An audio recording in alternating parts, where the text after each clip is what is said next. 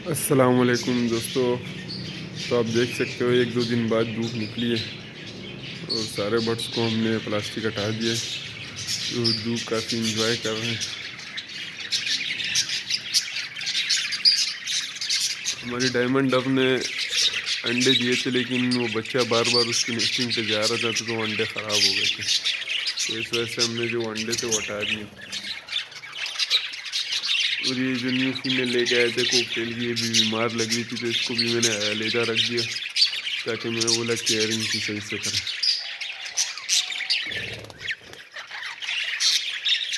और हमारे जो लव बर्ड के जो बच्चे मरे थे ना, तो उसने भी दोबारा अंडे दे दिए एक डब्बे में। तो उम्मीद है इंशाल्लाह इस दफ़ा ये अपने बच्चों की जो है केयर सही से करेगी। और ये येलो वाले पता नहीं, ये भी समझ नहीं आ रही।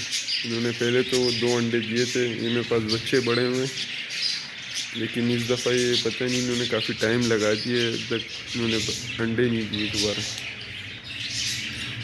उम्मीद करता हूँ आपको मेरी वीडियोस पसंद आती होगी। जिसने तक चैनल नहीं सब्सक्राइब किया वो चैनल सब्सक्राइब कर दो और बेल आइकन दबाना नहीं भूलना। ओके, अल्लाह हाफिज़।